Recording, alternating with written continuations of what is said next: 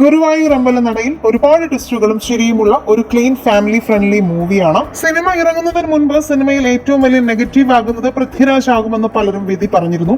കാരണം ബേസിലിനെ പോലെ നന്നായി ഹ്യൂമർ കൈകാര്യം ചെയ്യുന്ന നടനോട് പൃഥ്വിരാജ് മുട്ടി നിൽക്കില്ല എന്ന് പലരും കരുതി. എന്നാൽ സിനിമയിൽ ഏറ്റവും പോസിറ്റീവായത് പൃഥ്വിരാജ് തന്നെയായിരുന്നു. മികച്ച രീതിയിൽ മെച്യൂറായി തനിക്ക് കോമഡി ചെയ്യാൻ പറ്റുമെന്ന് അദ്ദേഹം തെളിയിച്ചു. കഴിഞ്ഞ ദിവസങ്ങളിൽ സെലിബ്രിറ്റികൾ പലരും സിനിമ കണ്ട് തങ്ങളുടെ അഭിപ്രായങ്ങൾ സോഷ്യൽ മീഡിയയിലൂടെ അറിയിച്ചിരുന്നു. അതിൽ പ്രധാനമായും മമ്മൂക്കയും ലാലേട്ടനുമൊക്കെ പൃഥ്വിരാജ് വളരെ നന്നായി ചെയ്തു എന്നുള്ള അഭിപ്രായം പറഞ്ഞതും സോഷ്യൽ മീഡിയയിൽ വൈറലായിരുന്നു. പൃഥ്വിരാജ് ആരാധകർ അതൊക്കെ സോഷ്യൽ മീഡിയയിൽ പങ്കുവച്ചിട്ടുമുണ്ട്. എന്നാൽ ഇപ്പോൾ ആരാധകർ ഏറ്റെടുത്ത മറ്റൊരു വാർത്ത എന്തെന്നാൽ ദുൽഖർ സൽമാൻ കഴിഞ്ഞ ദിവസം ഗുരുവായൂർ അമ്പലനടയിൽ കണ്ടുവെന്നും പൃഥ്വിരാജിനെ കുറിച്ചും ബേസിൽ എന്നിവരെ കുറിച്ചുമൊക്കെ പറഞ്ഞ വാക്കുകളാണ് ഇപ്പോൾ ഓൺലൈനിൽ പുറത്തു വരുന്നത്.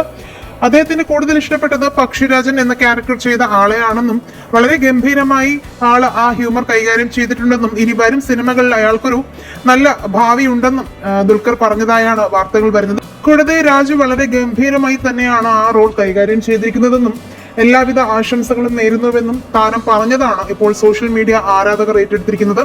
നിങ്ങൾ ഗുരുവായൂർ അമ്പലനടയിൽ കണ്ടവരാണെങ്കിൽ നിങ്ങളുടെ അഭിപ്രായങ്ങൾ മടിക്കാതെ കമന്റ് ചെയ്യുക.